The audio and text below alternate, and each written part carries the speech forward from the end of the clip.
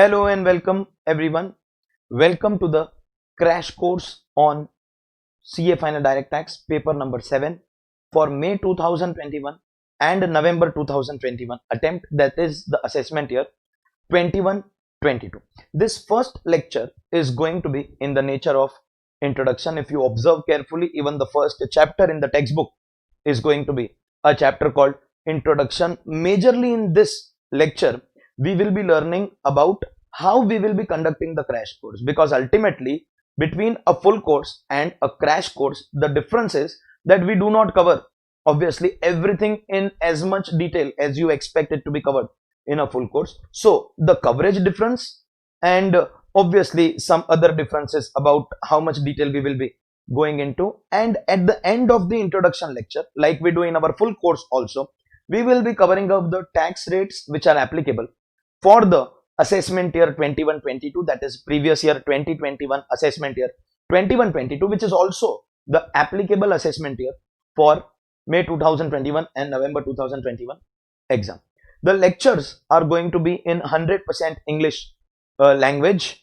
Generally we have lectures in two languages. We have got 100% English lectures separate for students of South India, and we have a separate set of lectures which are in the mixture of Hindi and English, which are for rest of India, because natural delivery of lectures, as we are aware, takes in a combination. Though we all agree and believe that once we have to give the exam in English medium, that means you have to read in English, understand in English, write in English, and after qualification when you communicate or you read the law, you have to read that also in English. I do agree that English is not a measurement of intelligence. At the same time, for exam we have to learn things in English. So first thing that I am doing, because exams are conducted in English, the lectures will be recorded in English language, and then if time permits, because otherwise we have our busy schedule, though full syllabus is available in both languages, but if time permits I might just record the mixture language also. Right now I will do English first, because English everybody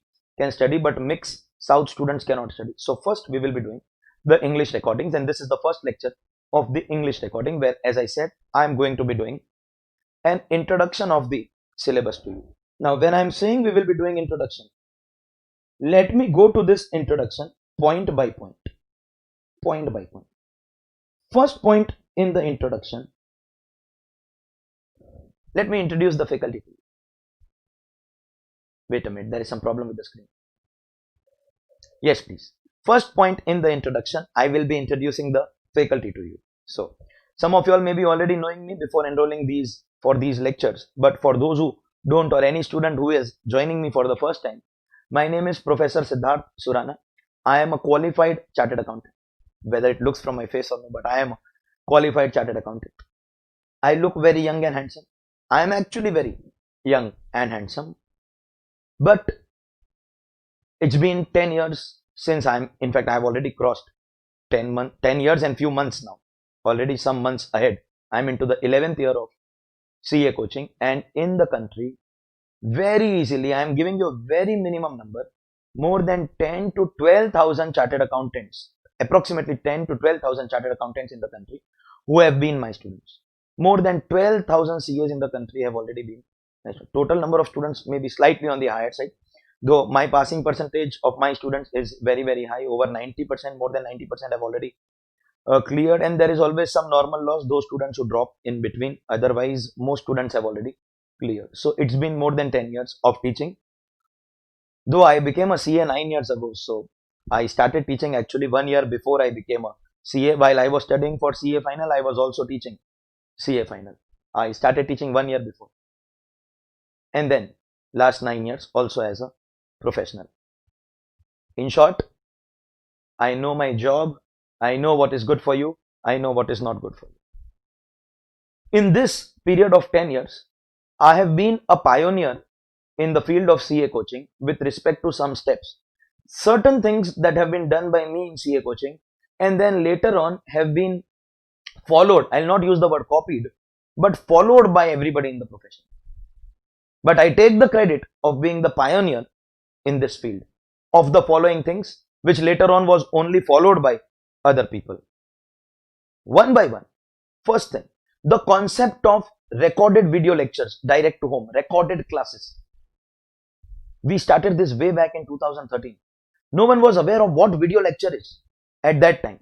We started it obviously for, I am from Mumbai, so we started it for tier 2, tier 3 cities where students pursuing chartered accountancy did not have good options in terms of local organizations. No good local coaching class was available, and every student is not comfortable traveling all the way to Mumbai because of the expensive lifestyle out here and don't want to be away from the family. So we started the concept of video lectures. So the professor will come to your house in the form of video lectures. Our organization, Coppergate Educare, was the first organization in the country. We were a team, obviously. My subject is only direct tax. We were the first people who started this, and we all know everybody in teaching profession is following that. Second, online live lecture.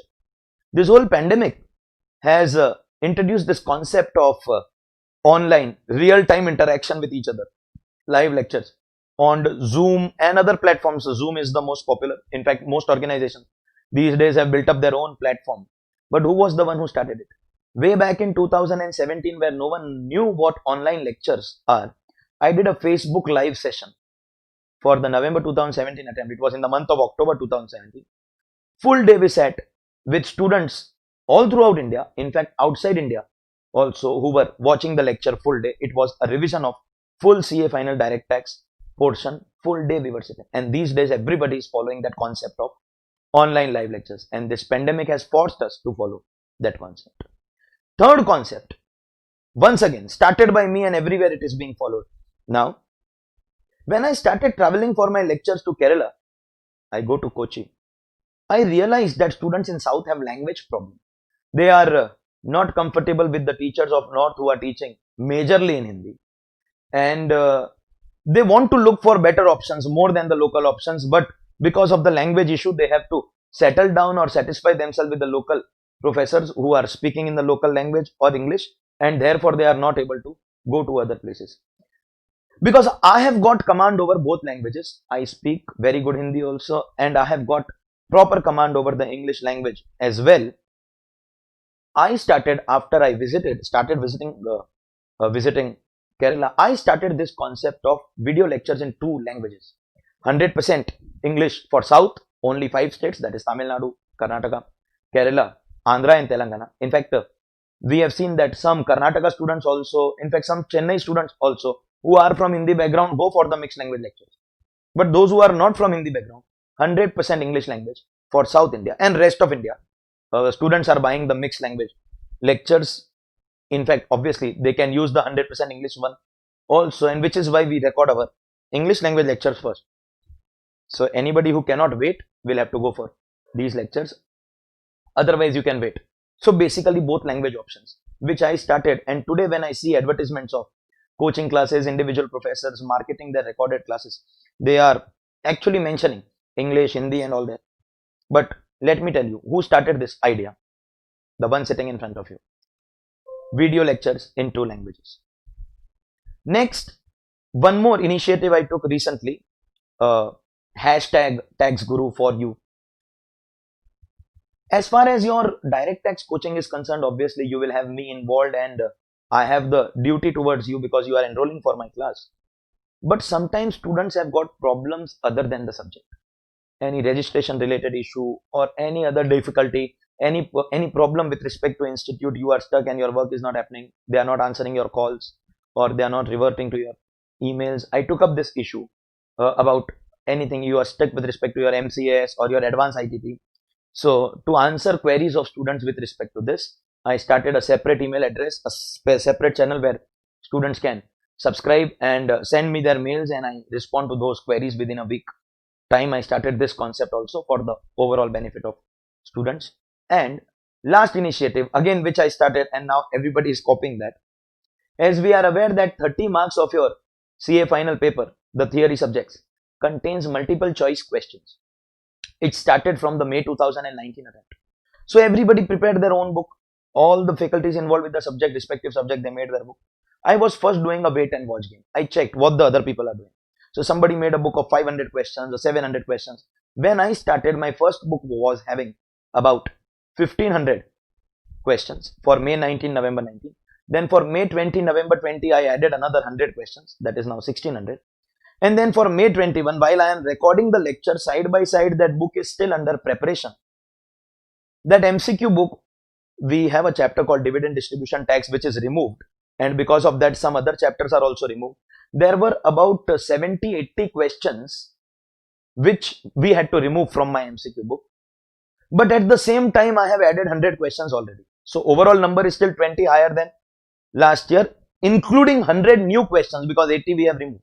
And it is still under construction. So we will be making it even bigger and better. My MCQ book at present contains the best quality of questions and the best quantity of questions, more than anybody else. In fact, with feedback received from students who gave the November 20 attempt, both in the old syllabus and new syllabus, I have had students of both. They told me that all the 30 marks MCQs were covered in our book. There was not a single question which was different or new, everything. But with respect to these MCQs, some students approach me with a peculiar difficulty that, sir, there is a sum in MCQ. You have given 4 options and you have given us a table of answers. What is the final answer? But we are not getting the answer because we only have the question and the answer. How to derive that answer? A lot of students were facing that trouble. And unless and until you know how to derive, you will never be able to score your marks. So I started this initiative, which again everybody is copying. I converted my MCQ book of 1600 questions into 15 episodes of 1 hour each, like they do in web series. 15 episodes, 1 hour, 1.5 hours, somewhere over there. Total duration was 20 hours. I solved all the MCQ questions.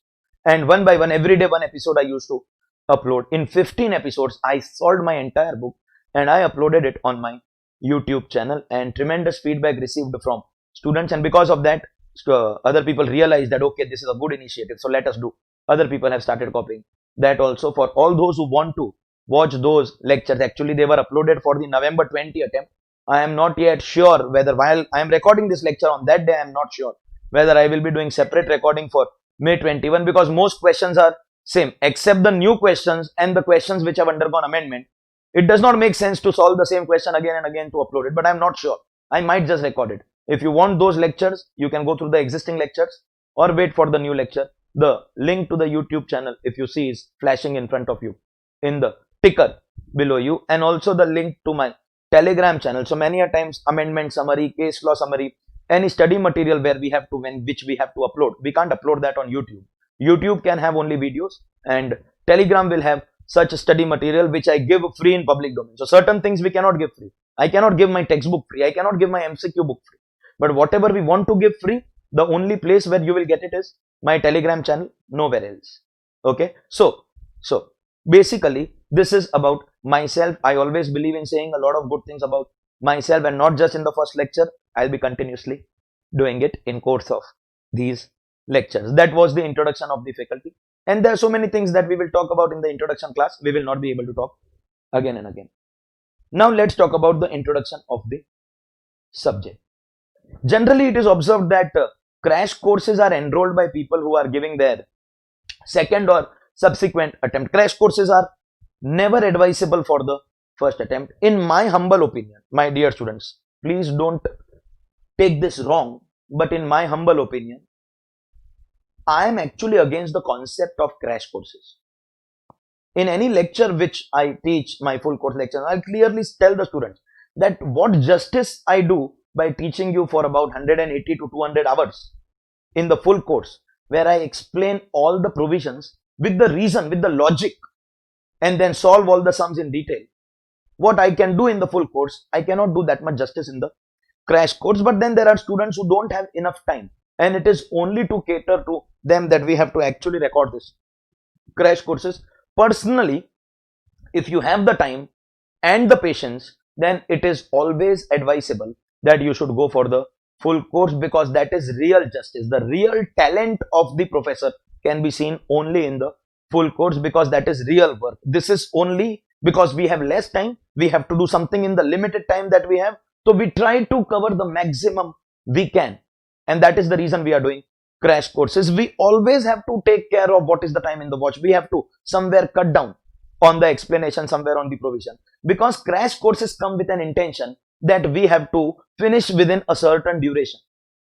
We cannot exceed the planned duration. And that is the reason I always prefer to teach also, and students should learn also in the full course. But because of time constraints, especially this year, if I talk about May 21, if the cycle 2 takes place a little late, and then unfortunately if there is somebody who has not cleared, the results are very late. By the time the result come out and the exam gets conducted, again when I am recording this lecture in the month of December 2020, see the date under my laptop over here, see the date, it is 17th of December 2020 that I am starting recording of this lecture for May 21 and November 21 attempt.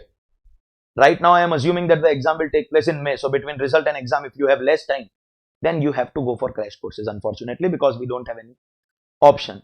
So I am assuming that these lectures are being watched by students who are giving their second or subsequent attempt. So that way subject introduction is not that much required.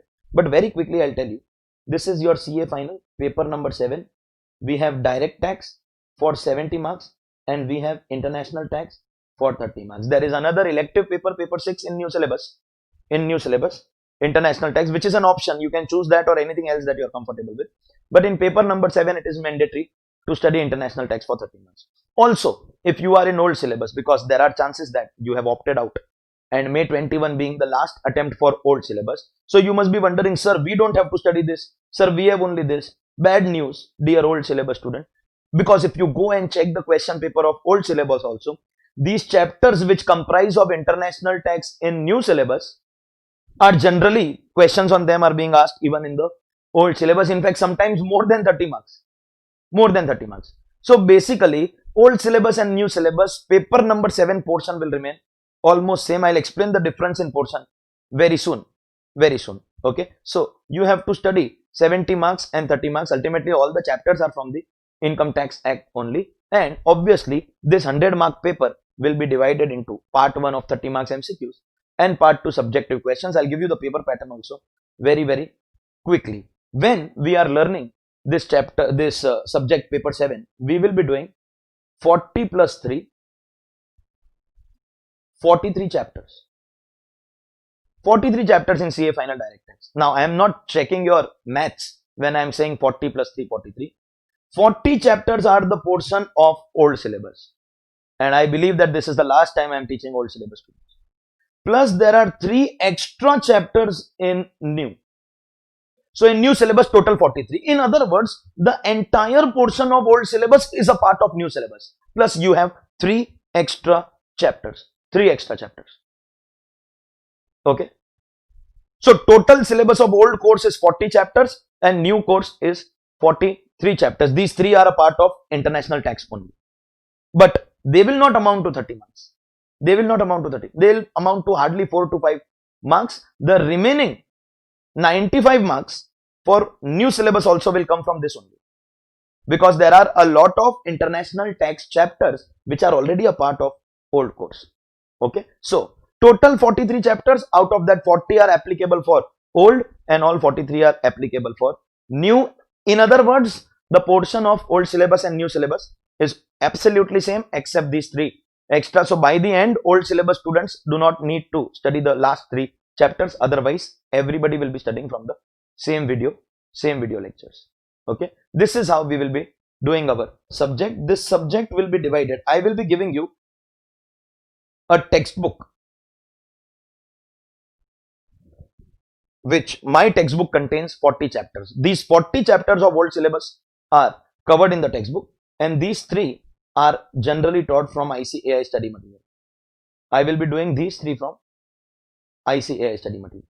So, textbook comprises of 40 chapters and 3 extra chapters we will be directly doing from the ICAI study material, and it is advised that you buy the textbook and the MCQ book because it will be helpful for you only. We have not yet decided, while I am recording the lecture, we have not decided the pricing of the crash course. If the price is slightly on the higher side, then we may probably cover the textbook along with this. But if we keep the price less, which is our plan, then the textbook may or may not be covered, but only the actual printing and courier expenses will be taken. There is no profit in the textbook part of it. Okay. So, we have not yet decided, but if you are learning the subject, you will need the textbook with the course or without the course.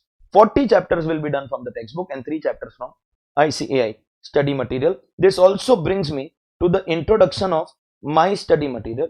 As I told you that my study material is going to cover 40 chapters and this is going to be divided into 3 volumes. Volume 1 will have 16 chapters. Volume 2 will also have 16 chapters. And volume 3 will have your 8 chapters of IPCC. That is 5 heads of income, clubbing of income, set off and carry forward of losses, and deductions under chapter 6. The textbook covers IPCC topics also. Class will also cover the IPCC topics, but obviously not in as much detail as we cover in the full course.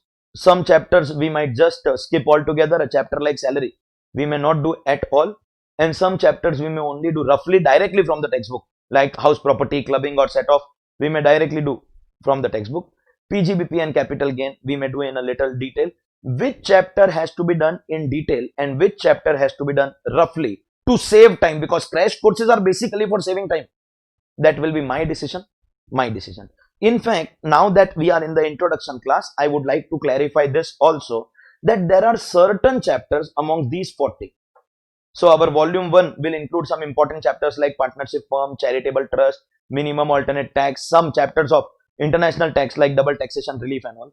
Our volume 2 will contain the whole assessment part, assessment, appeals, revision, also the TDS and all part, transfer pricing again being an important chapter. There are some important chapters here also, PGBP capital gain will be important chapters. Whichever are our important chapters, which we will obviously want to do in a little more detail, what we will be doing is that portion will be directly taken from our full course lectures. Our full course lectures are already recorded and in-depth explanation of every provision with logic, with section number, everything is been given. So whichever is that important part, we will be taking directly, cutting it from the full course and placing it in the crash course. And whichever chapter does not require so much detailed explanation, I will directly open that PDF from the textbook and directly teach you that chapter from the textbook, because in my full course I don't open the PDF at all. I don't use the textbook at all. I take a blank notebook and write everything, teach everything in writing, I have got a time of 180 to 200 hours. I do everything in writing. In fact, my English full course is more than 200 hours. Hindi full course is in fact less duration, but English full course is more than 200 hours. Every word is taught in writing, but we will not be having that much time in the crash course. So what we will do is, whatever has to be taught in depth in writing, that we will be taking from our full course lectures directly in a proper sequence, we will be keeping it. And whatever does not require detailed teaching, I'll be opening that chapter, that PDF of that chapter from the textbook. You will obviously need to obtain this textbook, whether with the course or without the course, you will be opening that textbook and you can learn with me from there, because in crash course we may not be able to complete everything in writing when we are doing full course in class. So I do everything in writing, students copy these notes and that also becomes their handwritten book. But because in the crash course I will not be covering anything, so generally what we do is those handwritten notes also be uploaded in our Telegram channel, so that later on it will be good for you for revision. Okay, so I hope I am clear about my textbook will cover 40 chapters. In that, the important ones we will be doing in writing, and thus we will be cutting it from the full course in depth, and the not so important things we will be doing directly from the textbook PDF. But the textbook will be provided to you in full, all 40 chapters, and these 3 chapters will be done from ICAI study material. Along with this textbook of 40 chapters, I also, as I already told you at the beginning, I have one MCQ book. This MCQ book, again, we are yet to decide, as I said, the pricing of the course, crash course that we are recording. At the end, based on the number of hours, we decide the pricing, to be very honest. So if the pricing is on the higher side, then we will cover the textbook and the MCQ book.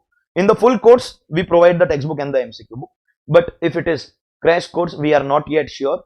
But if the price is on the very lower side, then you will have to buy the textbook and the MCQ book, because without that, you will not be able to do the chapters, most chapters, as I said that I will be doing from the textbook. These are the 2 books of mine which are available. Handwritten book we will be uploading in the Telegram channel. I plan to author it and convert it into a proper published book, but that plan is also under the pipeline. So as of now, there are 2 books, textbook and MCQ book, and handwritten book. I'll try that I can upload it in the Telegram channel. This is about the study material that I am going to be issuing to you, which is covered as a part of my course. Before I go to my point number 4 of introduction, certain things I would like to further clarify, that this MCQ book, I already told you, currently contains 1600 questions, but they are only going to increase and still under construction. Textbook is already ready. This textbook contains more than 400 subjective questions. More than 400 subjective questions. Okay. When we do our full course, all the questions are done by me in class. Within the class, I do all the questions. All the questions. But this is a crash course. And in crash course, we don't have that much time. Crash courses are done only to save time. We don't have that much time. I will not be able to cover questions over here. Because while explaining theory, we can decide whether to go for detailed explanation or cut down on the explanation a little bit to save time. In solving of sums, we have to do everything or nothing. We cannot solve half sum because it is a crash course. And consequently, I cannot do that injustice. Let me be clear, to save time, this crash course will only be the subjective explanation. There will not be any sum solving as a part of the crash course. To keep the duration less, we will not be solving any sum in any chapter. But don't worry, because without doing sums, how will we appear for the exam? It's a very important doubt. Don't worry. When we record our full course, we make it a point that after every chapter gets over in class, when we do the question answer, we record that question answer part separately. Detailed explanation of sum solving. All sums are solved in class. Every sum, 400 sums are solved in class. That part is recorded separately. So, if you want your question answer part, you can contact my admin team and take that question answer. We will give you chapter wise. You can take that question answer separately, because in this theory part, I want to keep the duration less. I cannot be solving questions out here. That separate recording will be available. You can go for it. Here we have to save time. I will not be able to do that. Okay. So that was the introduction of the study material and the questions that are covered in the study material. Approximately 400 over here and more than 1600 over here. These question answers are separately available in the form of a recording detail. There cannot be a crash course in solving of sums, and these will be uploaded directly on YouTube. So, if at all I record them. So, that is how the question answer will be available to you. And this is my study material. Sir, is this study material sufficient for our exam?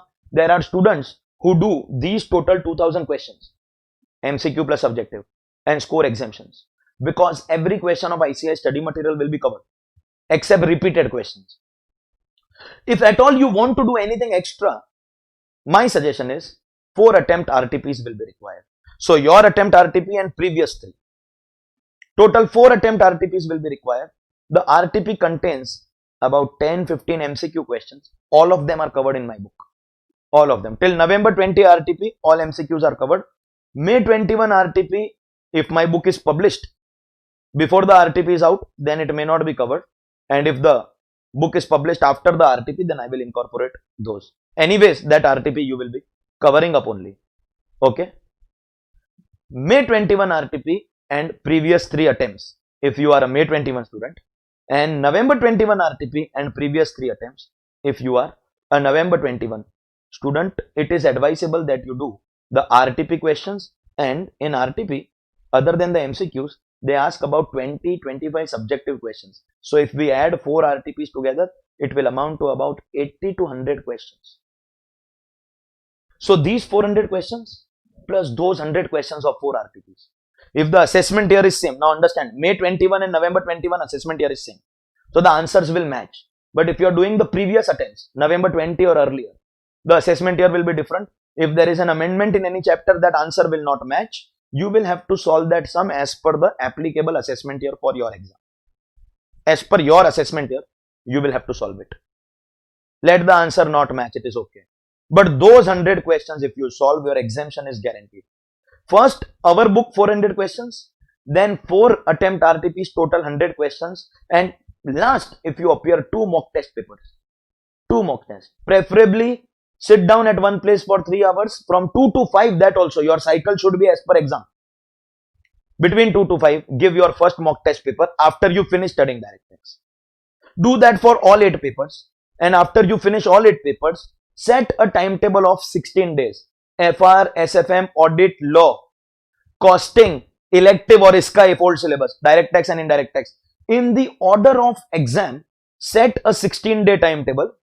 Keep 1 day gap between exams. If in your actual exam there is 2-day gap, then you also keep 2 days gap. And give your second mock test in the exam cycle. That's the best you can do. You can actually prepare yourself for the exam if you have given your mock test in the order of exam. So when you have that 1 day gap during the mock test, whether you are able to cover the full syllabus in 1 day or no, if you were not able to complete, then in the actual exam cycle, you should be doing better management. That you can understand only if you do a trial run of 16 days. That should be your second mock test paper. So our textbook, 4 attempt RTPs and 2 mock test papers, exemption guaranteed. And if we play a little clever, if we work in a little clever manner, then observe carefully how we can target our exemption. Our MCQ book will guarantee at least 25 marks minimum. Upper side you can score 30 out of 30.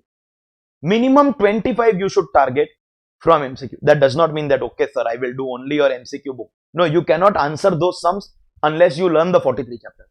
So you obviously have to learn those chapters. After learning all the chapters, you will target minimum 25 marks over here, which is guaranteed because MCQs are a part of your exam. So guaranteed 25 marks you will get over here. Minimum. Next target should be international tax. Even in old international tax comes, so you don't make this mistake that this is applicable only to new. No, it is applicable for everyone. 30 marks is your international tax.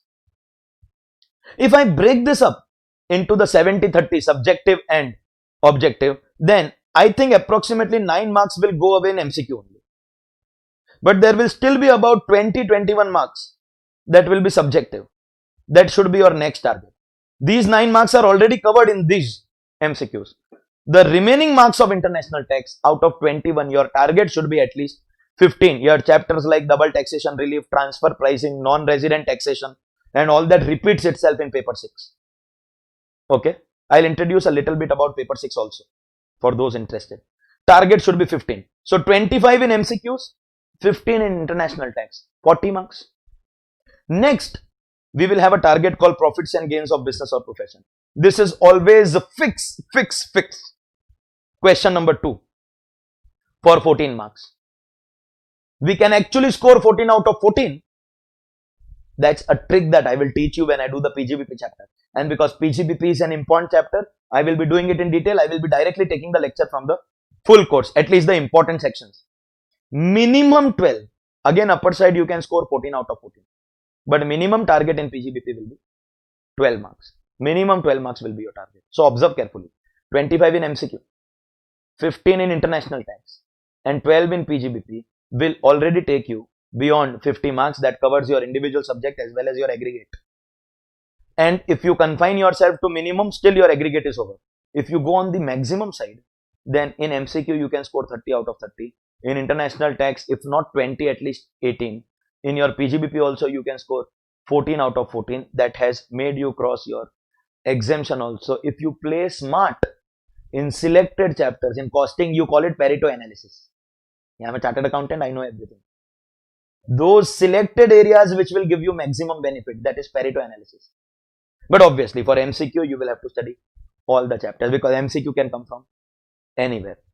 Okay, so this is how we will be dividing our studies. Okay, while now that I have introduced your study material, let me also give you the little bit about paper 6C, that is your elective paper international tax. Obviously we know this is applicable only in new course, elective paper international tax. It's a 100 mark paper on international tax, and for 100 marks we have 9 chapters.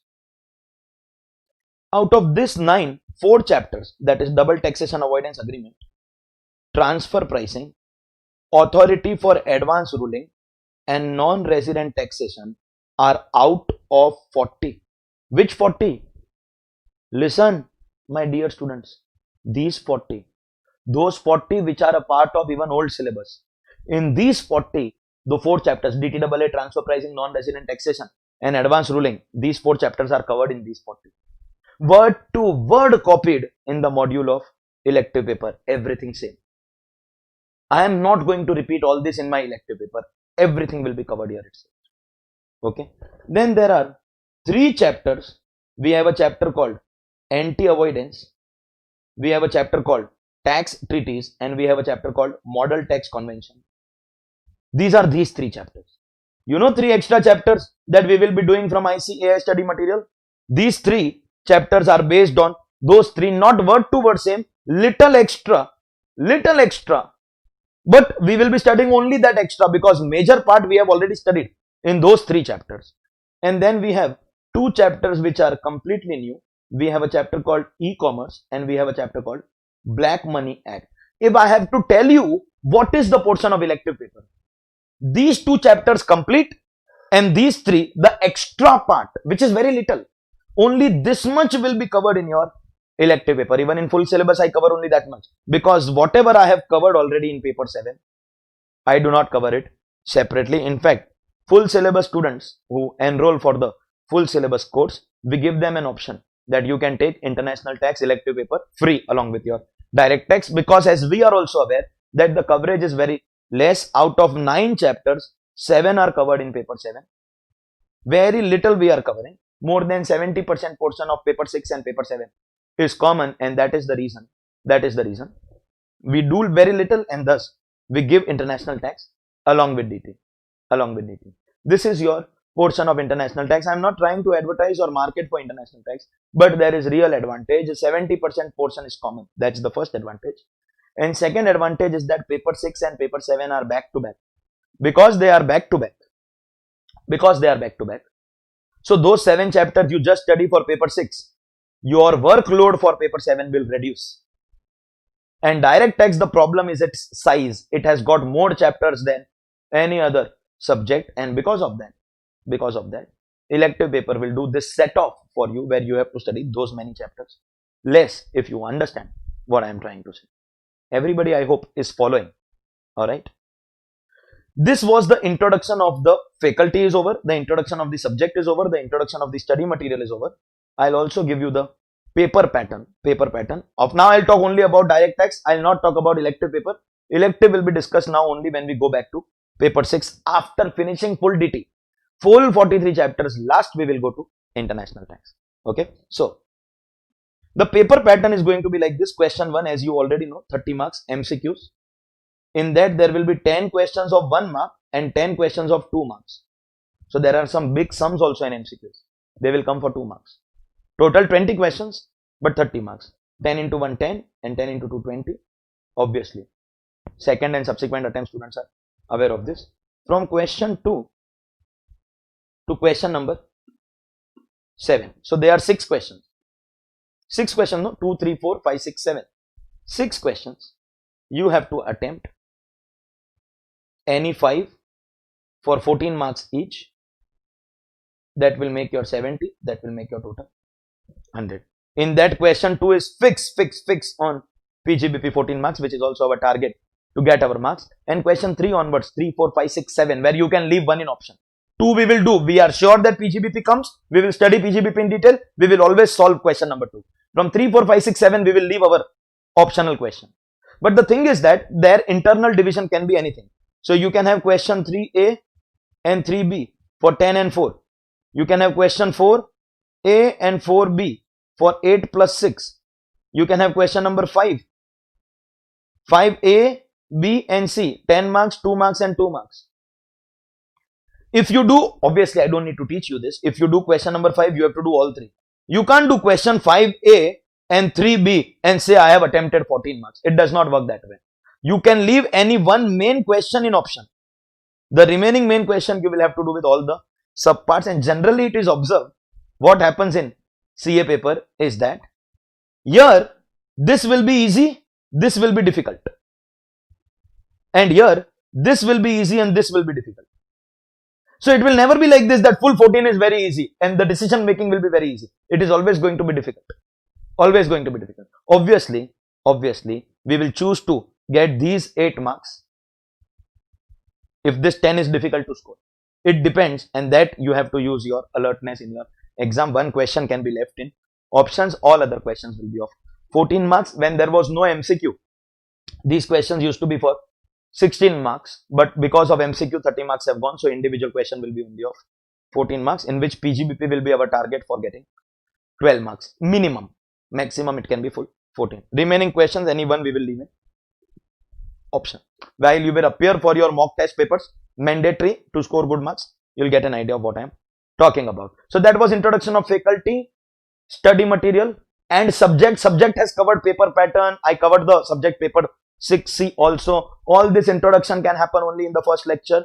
Second lecture onwards, we have to talk about only the provisions. In fact, we may not be able to go that much into the logic because this is a crash course. Let me be very clear on the manner of learning now. Manner of learning, so that there is no doubt left in your mind. No doubt should be left in your mind. Okay? Point by point I will talk about it. The duration of this crash course, what my current plan is, it can be a little 10% up and down, will be less than 50% of full course. So if my full course is 200 hours, I will keep it less than 100. Target will be 80 hours. Crash courses work like that only. We have to first decide duration and then accordingly modify our work. Not like full course, we have unlimited time, we can do whatever we want. I'll keep it less than 50% of the full course. In that, important provisions, as I already told you, we will be directly cutting it from our full course lecture. I think this point number 4 of my introduction should make it very clear that whether this crash course is meant for you or not. Okay, so important provisions, and I will decide that. We will be directly taking from full course and other provisions. We may have two options. Option 1, what we may do is, either we may skip the provision altogether. Completely, I can say, for example, a chapter like salary. Let me tell you very clearly, even when I'm starting, I'm very clear. I probably am not going to do anything from income from salary, because if I have to do all that, then you better go for full course if you want everything in detail. Or maybe directly from textbook PDF. So you should be having the textbook and MCQ book also you should be having. Without that, you will not be able to study. Let me be clear. Okay, directly from the textbook PDF I will be doing,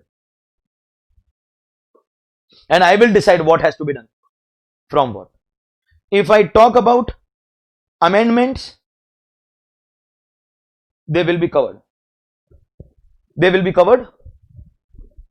At least I will be telling you all the amendments. In some chapters, for example, in the introduction chapter only, we have got new taxation regime, new rates of income tax. That is an amendment which I have done in complete detail. Directly from full course I have taken it. But in some chapter where the amendment is very small, I will just mention the amendment, not go into the detail. By the way, our amendment lectures will be separately available, not for sale, but on YouTube it will be put. So if you want the amendment in detail, you can always go for that option. That option is always going to be available for you if you understand what I'm saying. Okay. Otherwise, as a part of the course, it will be covered. May not be in that much detail because amendment lecture anyways is done separately. Questions, I have already been very clear on this. I will not be covering because in 200 hours lectures, 200 hours,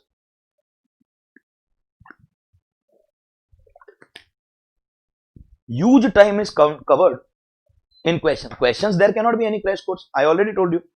Question, yeah, either you solve it full or you leave it altogether. So if I have to incorporate questions, then I will never be able to meet my timing of the target 80 hours, approximately 10% plus minus. So questions will not be covered. I do understand that you cannot learn without questions. So what I recommend is, along with the crash course, you can take that question answer. That will be what will happen. As I already told you, it will be cut from the full course. They are recorded only separately, and those questions will be directly given to you. You can opt for that. I advise you that you opt for that. It is better that you, along with the crash course, also take the question answer. Okay, so these are going to be your This is going to be your coverage. And as far as, again, as far as logic is concerned, because I always say one thing in class in full course, nothing is bigger than logic. You should know the reason behind the provision. Rhyming. Reason behind provision. Reason behind provision. Some people who don't know how to pronounce, like some people who have started copying me in English lectures, they are not able to speak one straight line in English. They struggle to speak a few words also. They speak the word reason like region and provision like provision. They are trying to copy me and not succeeding it very badly. But today I am trying to copy them. Region and provision. In full course I give everything. In crash course I may not be able to give you. And obviously whatever will be taken from the full course which has to be studied in detail, it will automatically cover. But sometimes I may not be able to give you the reason behind the provision, the logic behind the provision. Time may not permit me to do that, and consequently we will have to keep, the target is to cover as much as possible in the minimum duration that we. Keeping that in mind, this is how we will be going about it. I think I am very clear about what is going to be our manner of learning. Again, in full course we write everything, but here we may not be writing everything. Directly textbook PDF or certain provisions will be skipped also. This is how we will be able to change the duration from the full course to the crash course. Now, if I have to write everything, then I have to cut down on the coverage. Sections I will have to reduce. I would rather prefer, instead of wasting time in writing, take you to the PDF, teach you from the PDF, give more time to explanation and less time to writing, which is not the general way. In general way, we do everything in writing, but to save time, we will be doing directly from PDF. This is going to be your manner of learning. Apart from this, if you have any doubt, you can ask me that what particular thing will be covered in the crash course or not covered. You can discuss that with me and we can decide whether you have to enroll or you don't have to enroll. You can then later on decide. So this is going to be your manner of learning. This is going to be your coverage of the crash course. This is going to be your coverage of the crash course. Okay. And apart from that, if you have any query, you can always approach and let me know. Always approach and let me know.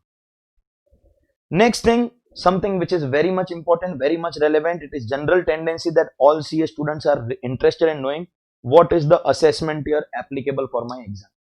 What is the assessment year applicable? Because all the provisions that will be taught to you will be based on the assessment year. We will be going assessment year wise. The assessment year applicable will be AY 21-22. That is the previous year 2021, and this applies to May 21 as well as November 21 exams. May 21 as well as November 21 exams. Both cases we will be having assessment year 21-22. Especially these November 21 students, please understand, direct tax changes only once in a year. Only once in a year.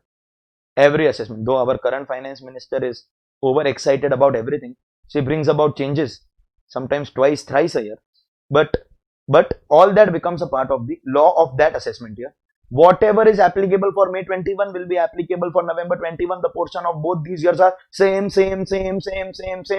I am not going to be discussing this any further. The portion of both assessment year is going to remain same. I hope I am very, very clear on this. Very clear on this. There will be no amendment. Yes, there may be some circulars which will be released. On that circulars, we make one RTP lecture. So RTP covers the MCQs. RTP also covers the questions which I spoke about, and RTP will also cover some circulars, some new circulars and some new case laws. That lecture I, as a general system, have been uploading on my YouTube channel again. So you can go through that YouTube lecture. You can go through that YouTube lecture and you will get an idea about what circulars are there, new circulars applicable. Other than that, there is going to be no amendment that will be applicable. All amendments will be, to the extent I mentioned out here, to the extent I mentioned, I will be covering. Alright. I think now you have understood the assessment here also and the attempts that are going to be covered in these lectures. point number 6 is going to be the last point in my introduction. Last point in my introduction, I am going to be teaching you tax rates. This is the biggest part, by the way. I am going to be teaching you tax rates for assessment year 21-22, that is the previous year, 2021. Tax rates for assessment year 21-22, previous year 2021, applicable for May 21 as well as November 21 attempt. That's the last point, especially that new concept, the new taxation regime that has been introduced, which as I said we will be doing in detail. So we will be taking directly from the full course. We will be taking it directly from the full course. That is your last part, after which our first chapter introduction will get over. Remember, our textbook has 40 chapters.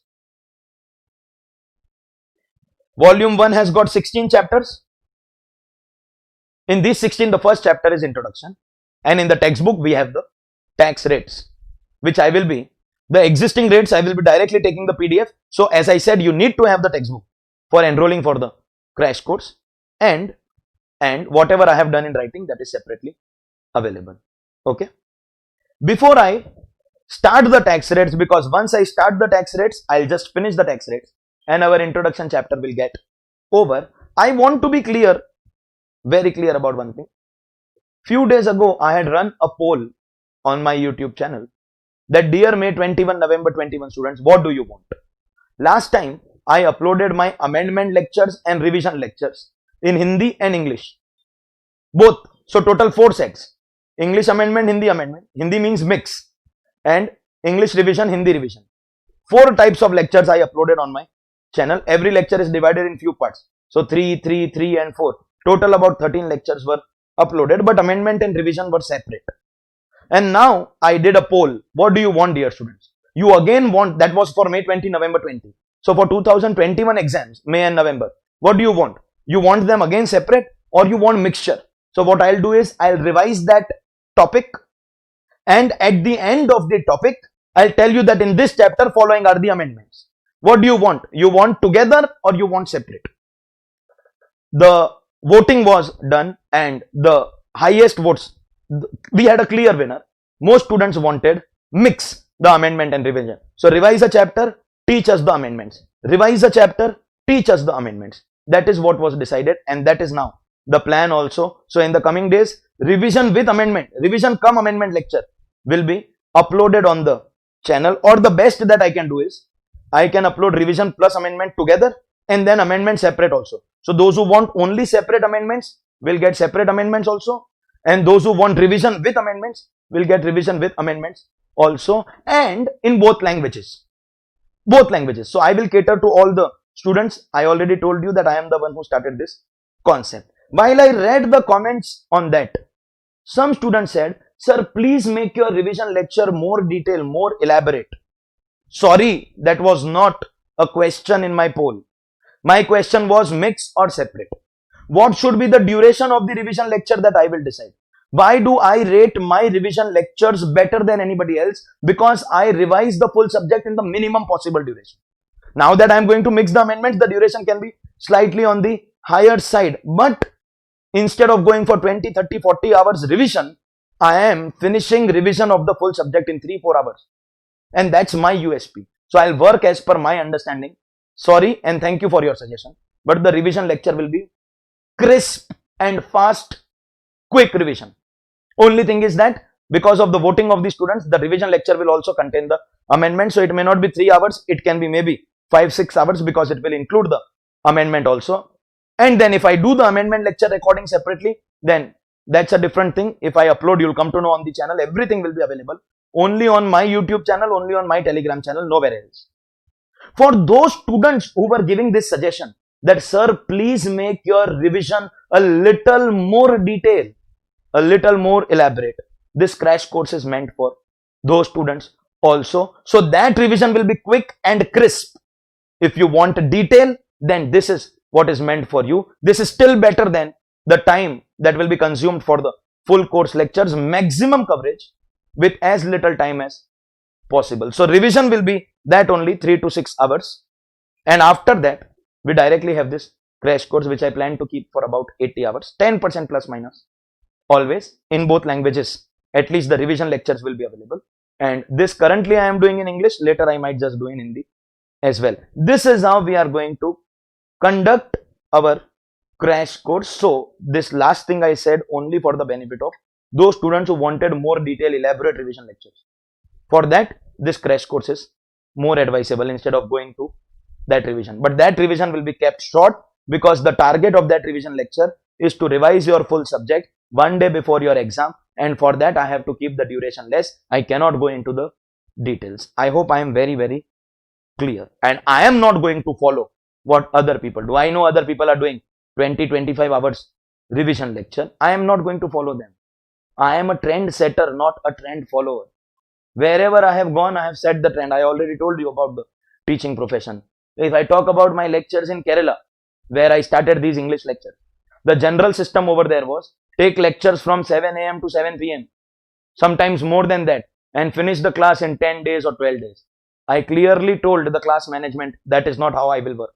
I will leave the students at 5 o'clock in the evening because they need time to revise and refresh themselves. 10 hours is very long for a subject like direct text. It is not possible to go beyond that. And I will increase the number of days. Instead of 10 or 12 days, let it go to 15 or 16 days. Initially, they found it difficult because students come from all the towns and cities around, and they spend those 15 days in the big city where my lecture is being conducted. And therefore, they have everyday expense of hostel and food. So they thought that they will lose admission. But after 2 batches, the students told that this is the best way. And then what I did is now being followed by other people. In coaching, I don't follow the trend. I always set the trend. Revision lecture will be of very short duration.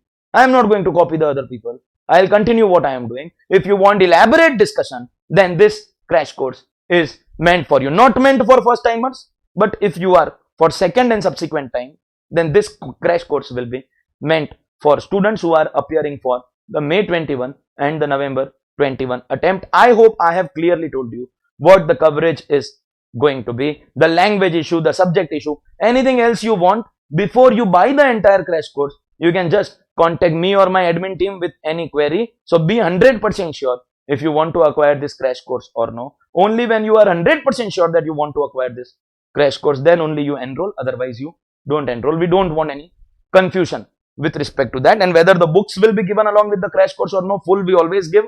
But crash, if we keep the pricing too less, we have not decided.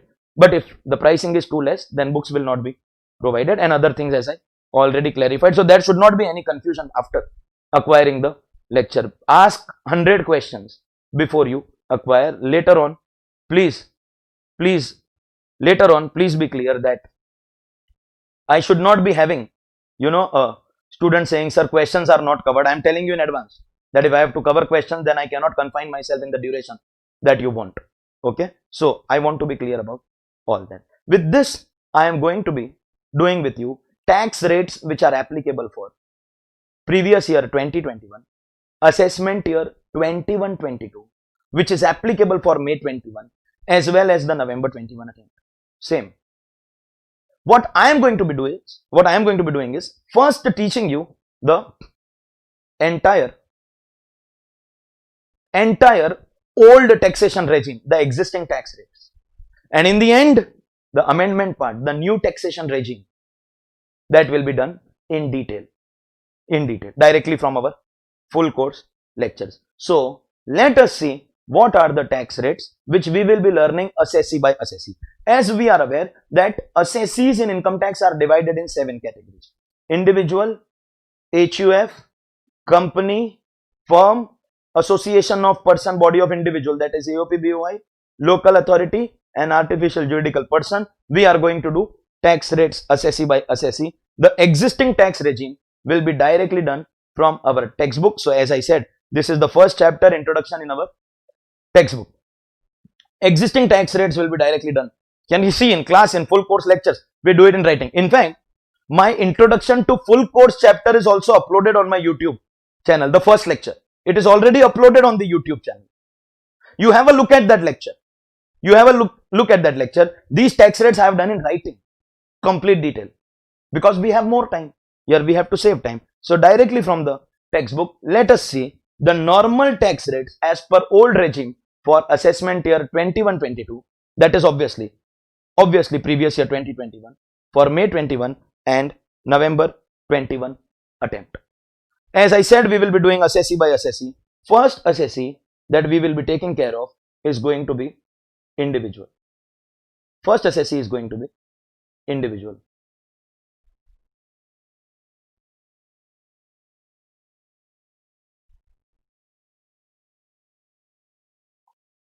When they talk about individual, individual means natural person, that is human being.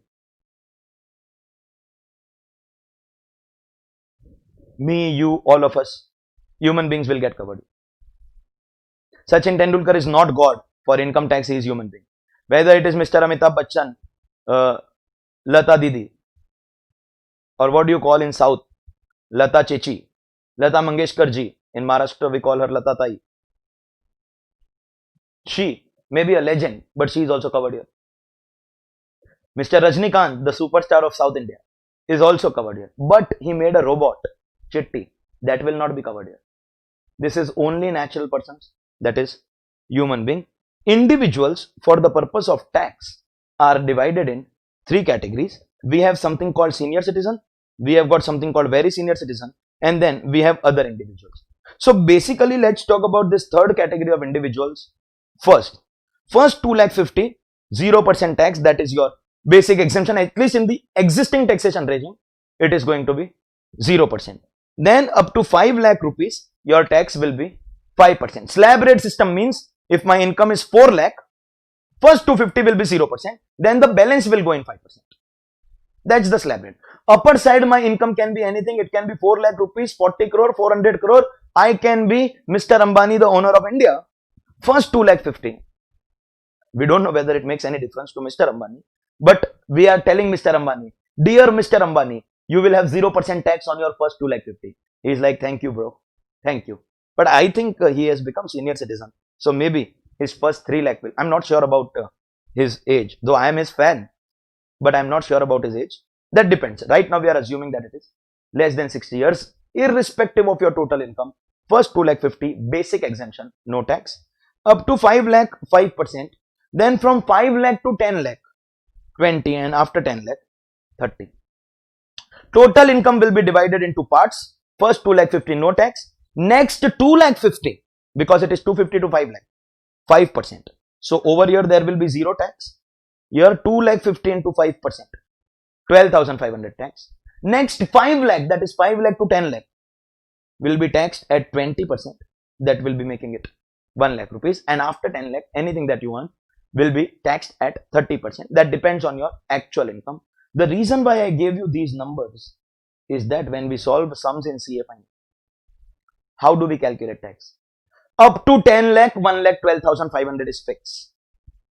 And balance 30. So whatever is my total income, 30, 40, 50 lakh, 1 crore, 2 crore, 5 crore, subtract 10 lakhs from that and apply 30%, because after 10 lakh everything will be 30.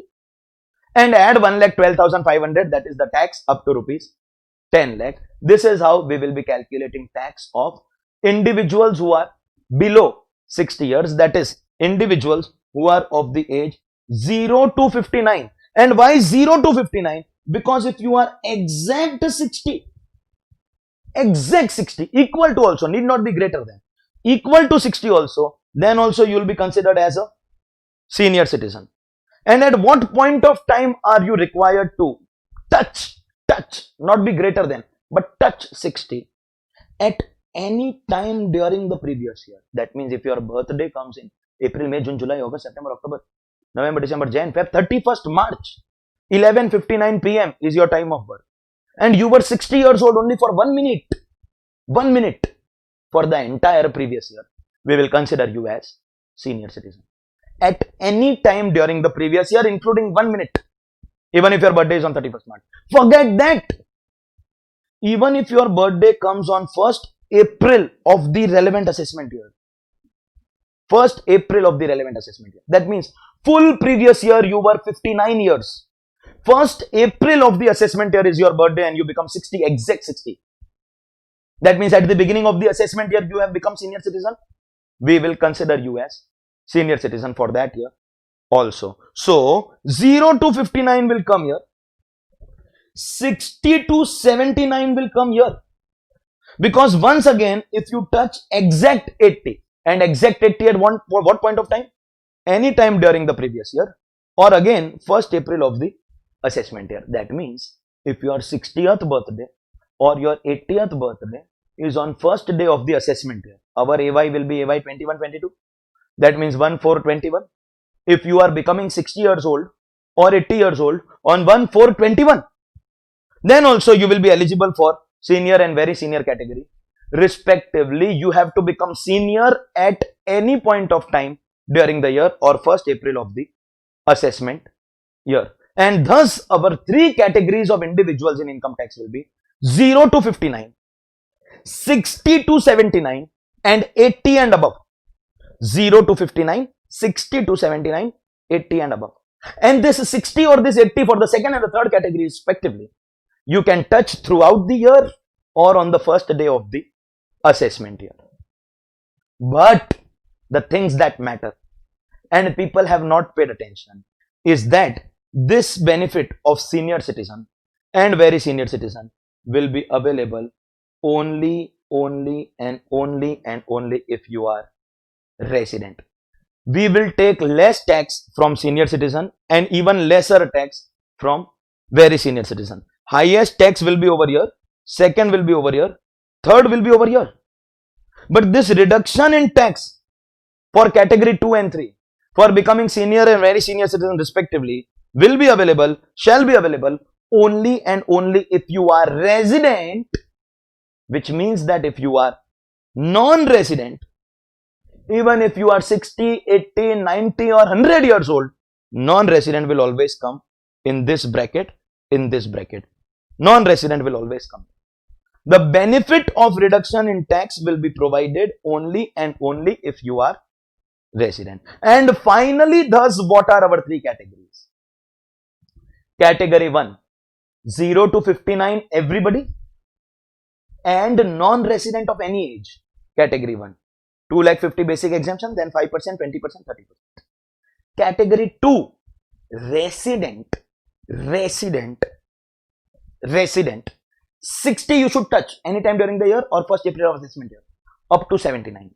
And third category, resident 80 anytime during the year or 1st April of the assessment year. What are their tax rates? The changes that senior citizens will get, basic exemption instead of 250 they will get 3 lakh. The rest is same.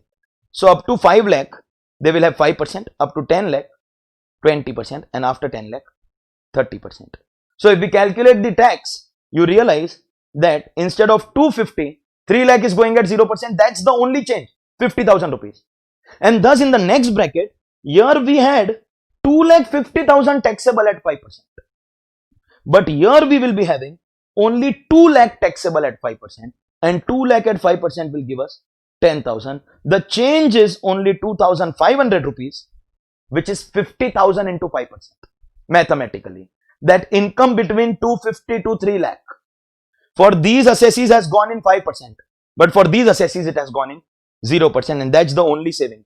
In India, if you become senior citizen, you will save huge amount, 2,500 rupees. Savings in tax, 2,500. That also in the old regime. When I teach you the new regime, you will realize that the basic exemption is also same, no benefit for senior citizen. The rest, as I said, is already same. This is 1 lakh, and whatever is the balance will go to 30% accordingly and effectively. Total income minus 10 lakh will be taxed at 30%. That's this bracket. And here we were adding 1,12,500. Here we will add only 1,10,000. That's the difference between normal individual and resident senior citizen. And when we come to resident very senior citizen, we are further increasing their basic exemption limit up to 5 lakh rupees. Tax will be 0%. In other words, the 5% bracket is eliminated. So this 10,000 is eliminated, or this 12,500 is eliminated. The only tax they will be paying up to rupees 10 lakh is going to be this 1 lakh rupees. After 10 lakh, like everybody else, it will be 30. So super senior or very senior citizen have only three rates: 0, 20, 30. No 5% bracket. And thus for these assessees, our calculation is going to be total income minus 10 lakh into 30% plus 1 lakh rupees. After today, whenever you calculate tax, take the total income on your calculator, subtract 10 lakh, assuming that the total income is more than 10 lakh. Subtract 10 lakh, apply 30. Category 1, add 1 lakh 12,500. Category 2, add 1 lakh 10,000. And category 3, add 1 lakh. This is how your tax calculation is going to take place. This is how we will be calculating tax. So the difference between category 1 and 2 is only this 2,500 rupees. And the difference between category 1 and 3 is 12,500 rupees. 5% tax is saved. The 5% bracket is saved. Or if you can't find out the difference over here, it will be obviously 2,500 rupees. This is the tax calculation for individuals for previous year 2021, assessment year 21-22, but under the old regime. New regime we will do at the end. At the end. We are still not done. The slabs that I have taught you out here are just the normal slab rates. I wish to mention before you a very important part of income tax. That is, in income tax, let me do this in writing. There is a chapter 12, special rates of tax. This chapter 12, special rates of tax, is from section 110 to section 115 BBG. In our textbook also there is a chapter special rates of tax, but in the textbook we have covered 115A to 115 BBG. The sections before 115A are covered in other chapter. Like you have capital gain sections, 111A stock market short-term capital gain, 112A stock market long-term capital gain, 112 other long-term capital gain. They are covered in NRI taxation chapter. So our textbook has got only these sections because the other sections are covered in other chapters. But chapter 12 of income tax is a chapter called special rates. Casual winnings, for example, 30%. These incomes will not be taxed at the slabs that are taught to you here. No, this won't be applicable.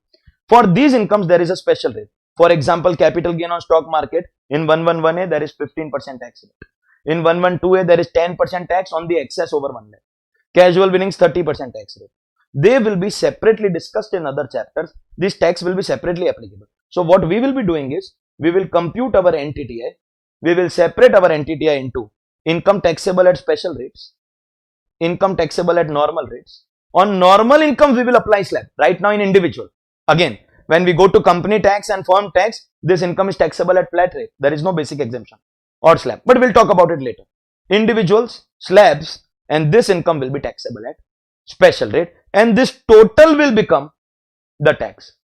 Normal income, normal rate, special income, special rate. This total will become their tax, and this tax that you have calculated, whether by applying the slabs or chapter 12, this tax will be called something called basic tax. This is not your final tax. No, please. This is only your basic tax. So apply slabs on normal incomes and special rate on special incomes, and what you will get is only your basic tax. This basic tax is going to undergo certain changes. Changes are going to take place in our basic tax. What are those changes that are going to be applicable in our basic tax? First concept is a concept called rebate. Rebate under section 87A. Rebate means we will reduce your tax liability. Reduce your tax liability. If you are getting reduction in tax liability, you will need to satisfy three conditions. First, you need to be resident. Cumulative, see, plus sign. Plus sign. Resident. That means if you are non-resident, you will lose higher basic exemption. And you will also lose rebate under section 87. Rebate will be available only to resident.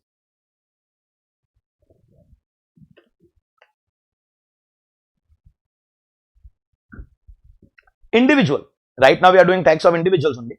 As we move further, tax of HUF, company, firm, AOP, we realize that all those assessees will not get rebate. The only assessee eligible for rebate is individual.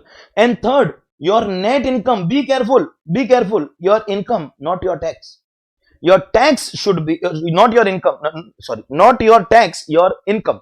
not your tax, your income, your net taxable total income.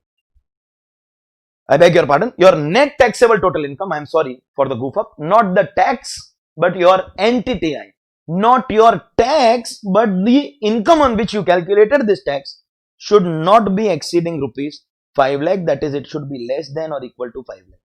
Equal to also covered. Rebate will be available if your income is exact 5 lakh, then also rebate will be available. Resident individual income up to 5 lakh. Resident individual income up to 5 lakh will be eligible for rebate from their tax liability. How much rebate?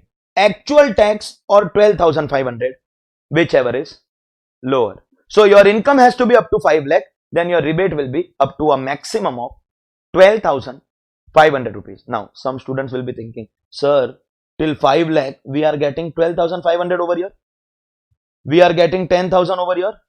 And here there is no tax, only up to 5 lakh basic exemption. That means the highest tax possible up to income of 5 lakh is 12,500. Then why are you writing like this, actual tax or 12,500, whichever is lower?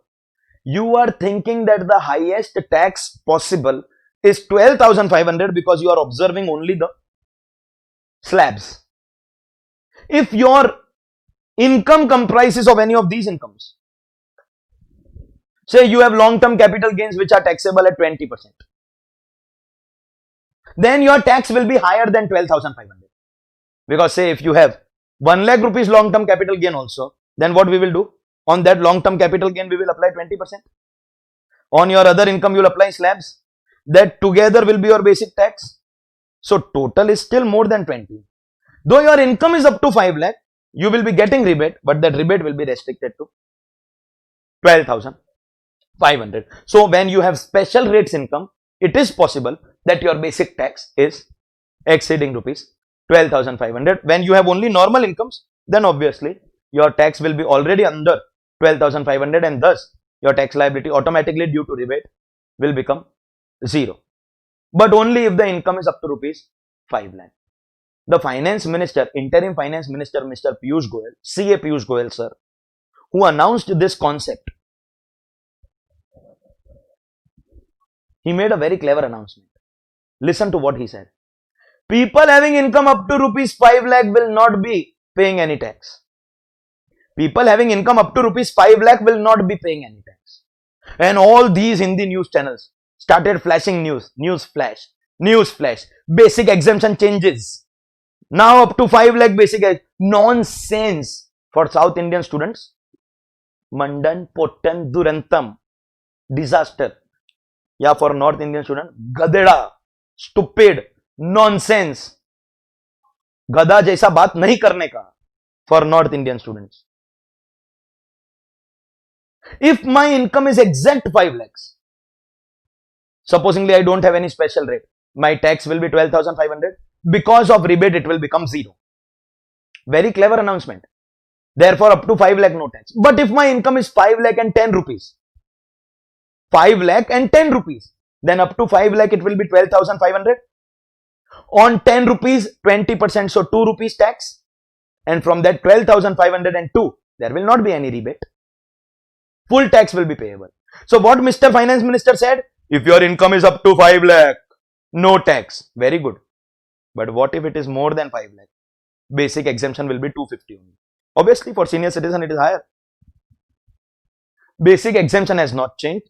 Because of rebate, your tax can become 0. In order to get rebate, you need to satisfy 3 conditions. Resident, individual, income up to rupees 5 lakhs. Less than or equal to also covered. Then actual tax or 12,500, whichever is lower, will become your rebate. That's the first concept. So, we cannot stop at basic tax. We calculated special rates, normal rates. When we added the tax calculated at special rate and the tax calculated at normal rate, we got our basic tax. But if the NTTI is up to rupees 5 lakhs, this amount you have to check, not the tax amount, then we will get a rebate. Okay, so we cannot stop at basic tax. Next concept, obviously conditions are resident individual up to rupees 5. Next concept is a concept called surcharge. Surcharge. When your income crosses a certain limit, and the limits are clearly stated out here. If your NTTI is more than 50 lakh, but up to 1 crore, then you will have to pay 10% surcharge of your basic tax. So obviously, see, rebate is available if this is up to 5 lakhs, less than or equal to. But surcharge will come when this is more than 50 lakhs. So for poor people earning up to rupees 5 lakh, we will reduce tax by rebate. But for rich people who are earning more than rupees 50 lakhs, we will increase tax by adding surcharge. Please excuse me if the speed is slightly on the higher side. At the end of the day, you have decided to go for a crash course. So if you want more detail and slow discussion, we always have the full course lectures. Okay. So what am I talking about? What am I talking about? If my income is more than 50 lakhs, then there will be surcharge at 10%. Up to 1 crore, it will be 10%. But on what? Not on the income. Not on the income. Calculate tax. It can be normal rate, special rate, depends on whatever is your income. 10% of this basic tax liability, surcharge will be 10% of your basic tax liability. So, if income is more than 50 lakh, up to 1 crore, 10%. More than 1 crore, up to 2 crore, 15%. More than 2 crore, up to 5 crore, 25%. And more than 5 crore, 37%. 37%. All these percentages will be applied on your basic tax liability. So there are 4 rates of surcharge. These rates are applicable right now. We are learning for individuals. As and when we go further, we'll realize that for HUF also same rates are applicable. But for companies and firms, there are separate surcharge rates. Companies and firms don't have surcharge after 50 lakh. They have surcharge after 1 crore. In that also, for firm there is only one rate. After 1 crore, only one rate, 12% till infinity. Even if the income is 100 crore or 1000 crore. For companies, in domestic company, after 1 crore it is 7, after 10 crore it is 12, up to unlimited. And in non-domestic company, after 1 crore it is 2, after 10 crore it is 5%. But we are not discussing company and firm surcharge right now. We are in individual. Individual has got 4 rates of surcharge. 0 to 50 lakh, there will be no surcharge. So first thing, if my income is exact 5 lakh rupees, I get rebate. But if it is exact 50 lakh rupees, there will be no surcharge. Surcharge will come only when my income exceeds rupees 50 lakh. That means rebate comes at equal to, but surcharge does not come at equal to. These are things that matter. People don't pay attention. Then they lose marks. Then they sit on protest against ICAI because they are instigated by some people. This is your mother body. This will give you the degree. People will respect you only because of your degree. And you are sitting on the roads and abusing your own mother organization. Not advisable. I am not going to support you for that. Understand your mistake. If you say rebate less than 5 lakh, less than 5 lakh, less than 5 lakh, then you will end up saying no rebate at 5 lakh, which is wrong. Exact 5 lakh rebate comes. Likewise, you should also know exact 50 lakh surcharge will not come. Exact 1 crore surcharge will come, but 10%. Exact 2 crore, 15%. Exact 5 crore, 37%. Only when it becomes greater than 50, then 10%. Greater than 1 crore, then 15. Greater than 2 crore, then 25. And greater than 5 crore, then 37. That is how it works. So in rebate, we had 3 conditions. First condition was resident. Observe carefully. First condition was resident. Have we written any such condition here? That means, can I say surcharge will come whether you are resident or non-resident? Doesn't matter. Second condition in rebate, only for individual. I already told you surcharge comes for all assessees. The rates are different for companies, firms specifically. HUF, we have same rates. Rates are different, but it will come for all assessees. Rates may be different, but surcharge will come for all assessees. So no such criteria also for all assessees. Third, in rebate, the income has to be less than or equal to 5 lakh. In surcharge, it has to be more than rupees 50 lakh. Then we have 4 rates of surcharge. And fourth, the rebate amount was given in rupees. So you have to learn 12,500. But the surcharge is given in percentage. So you need to know that your 10, 15, 25 or 37, whatever will be applicable, it will be applicable on your basic tax liability. So calculate your tax liability, and on that you will calculate your surcharge. Your basic tax will be increased by surcharge. That will give you your next step. We have a few steps, but first basic tax. Check if there is rebate or surcharge. Both of them can never come, obviously. Rebate comes up to 5 lakh. Surcharge comes after 50 lakh. Both can never come. It can be rebate up to 5 lakh. None of them after 5 lakh up to 50 lakh, and surcharge after 50 lakh. Rebate, surcharge, or none of them. Both can never be an option. Okay. When we are talking about this surcharge, now that you have understood the surcharge, 4 rates 10, 15, 25 and 37, this surcharge will always be subjected to something called marginal relief. This surcharge will always be subjected to something called marginal relief. What do you mean by the concept of marginal relief? Because it is not there in the textbook. Let me explain with the help of a numerical example. What is this concept of marginal relief? I am giving you data about two people. First assessee who has earned income exact 1 crore, only normal rates, no special rate. And second assessee who has earned income of 1 crore and 5,000 rupees. Though, do you realize the difference in income is rupees 5,000? Assessee 2 has earned more than assessee 1, only rupees 5,000. The overall income earned extra is 5,000. 1,000 times I will tell you, then also you have to understand. Income difference is only 5,000. Let's see how tax will be calculated. First step is always going to be basic tax. Basic tax. Okay, we will assume that this is a normal individual below 60 years, non-senior citizen. On 1 crore, if you calculate, now that is what I taught you. Keep 10 lakh side. So 90 lakh into 30% plus 1 lakh 12,500 will give you 28 lakh 12,500. This working you can do on your own and verify. And on 1 crore and 5,000, we will take 90 lakh 5,000 into 30%. Because we have 5,000 extra plus 1 lakh 12,500, you will get 28 lakh 14,000. 28 lakh 14,000. How? See, mathematically I'll prove it. You know the difference is 1,500 rupees. 1,500. Why? Because income is changing by 5,000, and obviously that 5,000 is going in 30% bracket. 5,000 into 30%, already there is 1,500 tax increasing.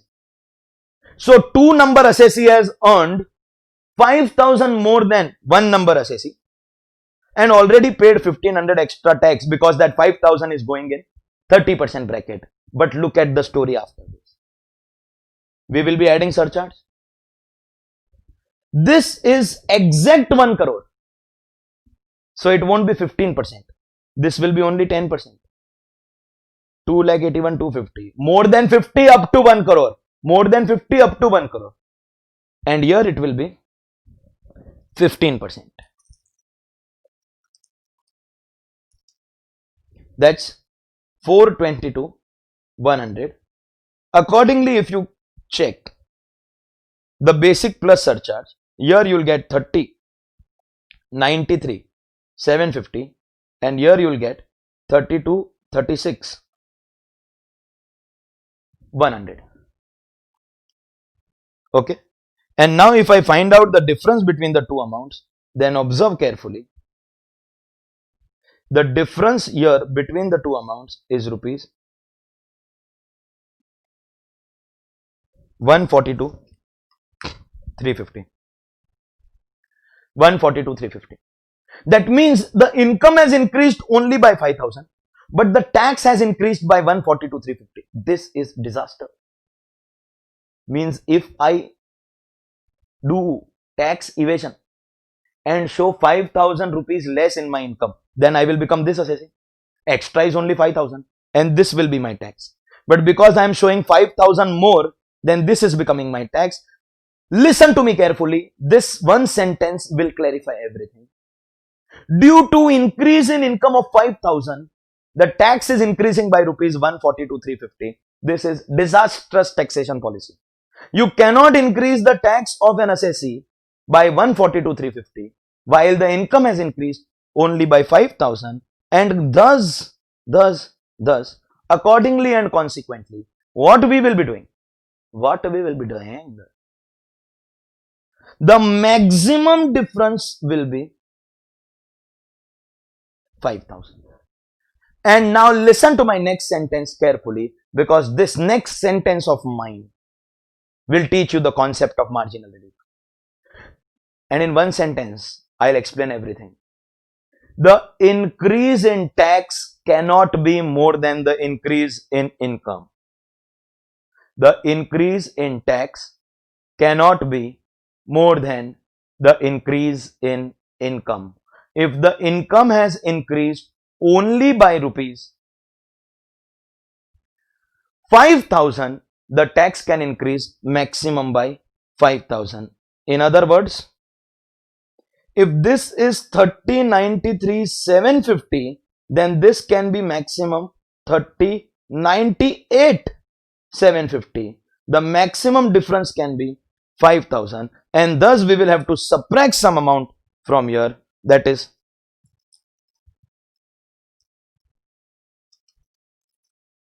137,350, and that is going to be called your marginal relief. Marginal relief will come into picture where you have just crossed the monetary criteria of surcharge and thus attracting massive surcharge. The basic plus surcharge is actually, the difference is actually exceeding the difference between income. So the difference in tax cannot be more than the difference in income, and this is how we will be providing marginal relief. Whenever an assessee is subject to surcharge, you should do this after 50 lakh also, after 1 also, after 2 also, after 5. There are 4 rates: 10, 15, 25, 37. You have to check for marginal relief. So this is the concept of surcharge.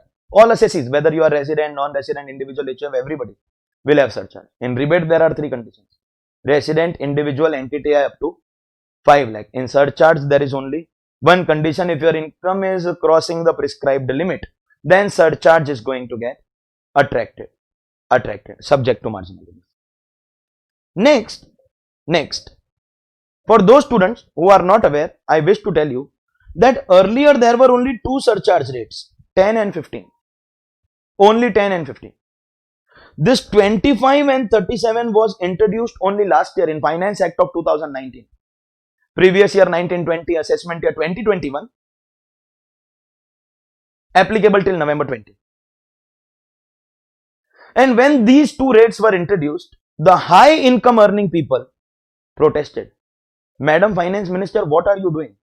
Already our basic tax is very high, and if you are introducing such high rates of surcharge, then effectively it will become a very, very regressive and aggressive taxation system. This will discourage people from showing high income. Rather, I would prefer to open company and split my income, and therefore we request you, Madam Finance Minister, these surcharge rates are very high, kindly reduce them, preferably remove them. But this is, a very stubborn government. They don't listen to people. They don't listen to anybody for that matter. Unfortunately, Prime Minister does not have a wife, because those who have wives are used to listening. Those who don't have a wife don't listen to, obviously. Whom do you listen to? You are not used to listening to. That system only comes after getting married. Okay. So they do not listen to anybody. They said we have introduced this surcharge, heavy rate of surcharge, 25% after 2 crore, greater than, at equal to, you always go at the previous rate, and 37% after 5 crore. But if your income is exceeding 2 crores only because of the following income referred to in 111A, this will be covered in your NRI taxation chapter. This is short-term capital gain on stock market trading. 112A, this will be covered again in your NRI taxation chapter. This is long-term capital gain on stock market trading. Capital gains under section 115 AD, this is your section on foreign institutional investors, which will be covered in special rates of tax. And one of the biggest changes that has come in income tax law with effect from assessment year 21-22, being an amendment for it, the concept of dividend distribution tax in India now gets abolished. There will not be any DDT. And because there will not be any DDT, the dividend income which was earlier exempt for the shareholder will now become taxable. Biggest change that has taken place. Exemption of dividend income is deleted because the DDT chapter is getting deleted. And thus dividend income will be taxable. It will come in your NTTI So that's the fourth income that they are introducing. So till last year there were only three incomes. They were covered in all our amendment and revision lectures. Till last year there were only three incomes. Now we are adding the fourth income. The fourth income is dividend income. If your income is crossing 2 crore only because of these four incomes, 111A, 112A, 115AD and dividend, then in that case we will apply only 15% surcharge on entire tax liability. Only 15%. However, if you have already exceeded 2 crore or 5 crore, even before you add these four incomes, then 25 and 37 will be applicable. But on these four incomes, it will only be 15%. You will jump from your window, no? From your house. Then also you will not understand what is happening. Let me explain what is happening. We have got normal income and we have got these four incomes, four special incomes. Which four incomes? On which this extra surcharge of 25 and 37 won't apply. See, 15 will always come. Once you cross 1 crore rupees, 15 will always come. The issue here is whether 25 and 37 will come or no. Once 1 crore is crossed, 15 will always come. The issue is whether 25 and 37 will come or no. If we add our normal income and the special incomes, we'll get our entity. Let's take some numerical examples. Supposingly, my normal income is 1.5 crore and these four special incomes, 111A, 112A, your 115AD and dividend income. For individuals, it cannot be 115AD. It will be applicable for AOP and all. They have same rates of surcharge. But let's talk about the other incomes. Supposingly, these incomes are 4 crore rupees. Supposingly, these incomes are 4 crore rupees. Okay. So, what is our total income? 5.5 crore. Obviously, we will first calculate tax. Remember, you should have the common sense. Surcharge does not come on income. We have to calculate tax on this. We have to calculate tax on this. Accordingly, we'll get tax on our NTTI. And then on the tax amount, we will add surcharge. When our income is more than rupees 5 crore, we get 37%, 37. But wait. Remove this income. Remove. If these incomes were not there, is my income below 2 crore? If these incomes were not there, is my income below 2 crore? That means, can I say my income is crossing 2 crore rupees only because of these? If I remove them, I come below 2 crore. But if I add them, I come above 2 crore. That means my income is crossing 2 crore because of these incomes. Then the total surcharge will be 15%. On all the tax that you have calculated, 15%. The additional surcharge of 25 and 37 will not apply. See. 15 will always apply. 15 will always. Supposingly this was 1 lakh rupee and this is 4 crore rupee. You can't say that this is less than 50 lakhs. You can't say that, boss. You can't say that this is less than 50 lakhs or no surcharge. 15% will always come. 15% will always come. The question is whether 25 or 37 will apply or no. So look at the first sentence now. The surcharge of 25 and 37 shall not be applicable if the income is exceeding 2 crores only because of these four incomes. In such cases, it will be 15% on your entire liability. Not on income but on tax liability. Understood the first line? And second line, supposingly you have already crossed 2 crore. Supposingly my normal salary income is only 3 crore and my other incomes are 4 crore. So total comes to 7 crore. Your brain is saying 37% surcharge. But do one thing. Remove this. If you remove this, can I say still you have already crossed 2 crore? Then can I say 27 and 35 will apply? But whatever tax you calculate on this 4 crore, the surcharge will be only 15%. On these incomes, the surcharge will always be only 15%. Only 15%. And if only because of these incomes you are crossing 2 crore, then on everything it will be 15%. So for other income, it can be 25 or 37, depends on whether it is more than 2 crore or 5 crore. But for these incomes, the surcharge will always be 15%. 15%. And if you remove these incomes and you come below 2 crore, then on the other income also it will be 15%. On the other income also it will be 15%. Having said that, last time I wish to clarify, when I am saying surcharge will be 15% on this income or 25%, surcharge never comes on income. Surcharge will come on the tax that you have calculated on that income. Surcharge will come on the tax liability. Clear? That was your concept of surcharge. And the last concept, health and education cess will be at 4%. This will come always. So there is no condition. Whether you are a case of rebate or you are a case of surcharge, whoever you are, 4% health and education cess will be applicable on everyone. If your tax is coming to 100, it won't be 100, it will be 104. 200 will become 208. Health and education cess will be always applicable for all assessees. So we will first find out basic tax. Surcharge only if applicable, rebate only if applicable. Obviously, we know that between these two, it will always be any one only. They can never be together. Sometimes it is possible that both are not there. But on whatever you are left with after doing all this, basic tax minus rebate plus surcharge, whatever is applicable, finish everything, and then you will apply 4% health and education cess on that tax liability. This is because the government wants to do funding of health and education programs of people. That is your last step, and after this you can say that you have arrived at your liability. Obviously, if you have prepaid tax like TDS, like advance tax, that is subtracted, you will get credit of that, but liability will be here. Then after subtracting your TDS advance tax, you can say the final amount payable, or it can be refundable also if you have more TDS, but liability will stop here. So first step will be basic tax. Check if rebate is applicable, resident individual income up to 5 lakh. Check if surcharge is applicable only when income crosses that limit, and add HEC, that will be applicable in all cases. In surcharge, be careful about marginal relief, and also that if you are crossing 2 crore only because of 4 incomes, then everything will go in 15%. All the tax will be subjected to 15% surcharge, and if you have already crossed 2 crore, then 25%, 37% surcharge will be applicable, but the tax that you calculate on these 4 incomes, on that it is still going to be 15% only. That was tax rate of individuals. Now students are thinking, sir, in introduction, if you will take so much time only in tax rates, then how, and only individuals are done?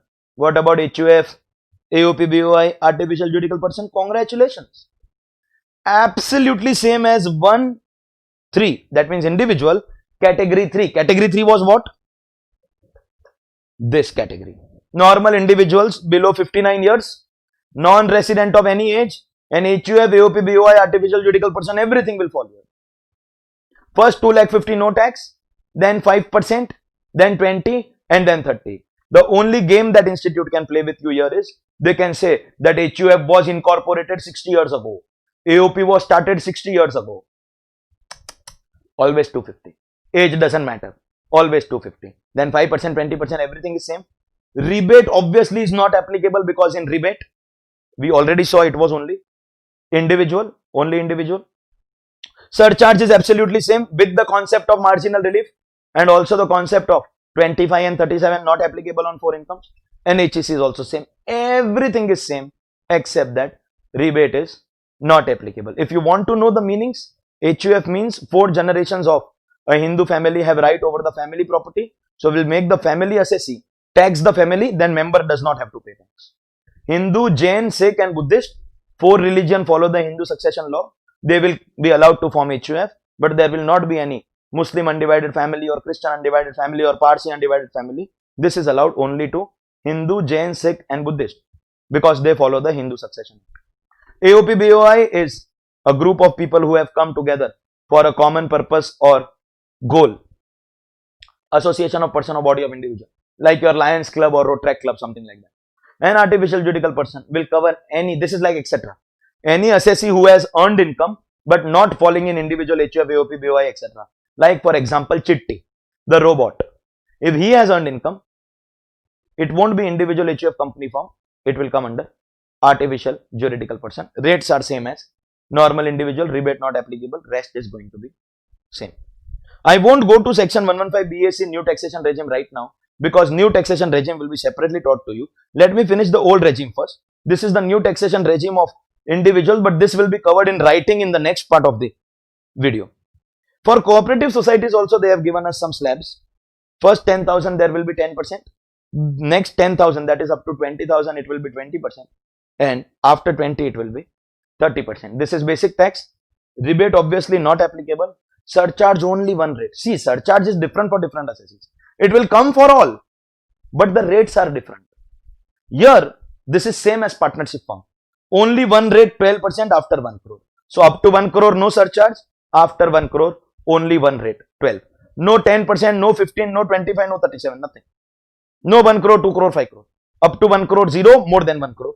12%, always subject to marginal relief, and HEC is also going to be same. That is the existing tax regime for cooperative society. The two new sections of new taxation regime are 115 BAC for individual HUF, which will be done in the next part of the lecture, and 115 BAD for cooperative society, resident cooperative society. If you remember, last year we had two new taxation regime sections, 115 BAA and 115 BAB for companies.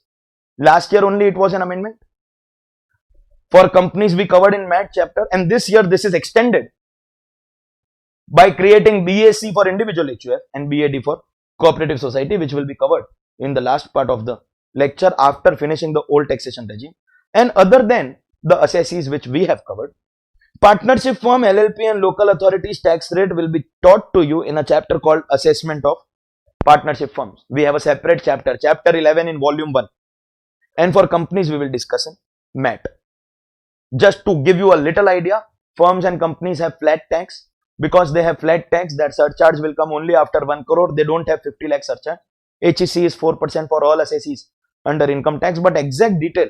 In fact, for companies also we have old regime, new regime, BAA, BAB. Not an amendment, 1 year old, but we will be discussing. MAT is an important chapter. Everything will be discussed in the respective chapter of firms and companies. These are two really important chapters, both firms and MAT. At an appropriate time, it will be taught to you. Currently, I have taught you tax rates of individual HUF, AOP, BOI, AJP, cooperative societies in the old regime, and the only thing which is now left to complete our introduction chapter is going to be the new taxation regime 115 BAC and 115 BAD. The biggest amendment that has taken place. It will drastically change the way you look at income tax, the way you compute your total income. All the conditions also will be taught to you in proper detail. As I said when I started my introduction, that things that are required to be taught to you in detail, we will be directly taking all the explanation from the full course lecture. So, next part of this lecture is going to be your detailed explanation of new taxation regime 115 BAC and 115 BAD. At this stage, I can declare the introduction chapter, that is introduction of faculty, subject, study material, manner of learning, very important. I still wish that you have a look at this before we get done. So you should be very clear about what is going to be the coverage of this crash course. What I have covered here in 1 hour and 48 minutes, generally the time taken to come all the way till here is double, I am telling you. So obviously there is going to be a distinction in the duration between full course and crash course. We will try to cover maximum provisions if we do from the textbook PDF directly. If I write everything, that I may not be able to finish it in the desired duration. This is a special course I am drafting for the May 21 and the November 21 attempt, and at this stage the introduction chapter will be called over except the new taxation regime, which will be covered in the second part of introduction lecture. So see you in the second part. Thank you very much. All the best, and do well in your exams, please.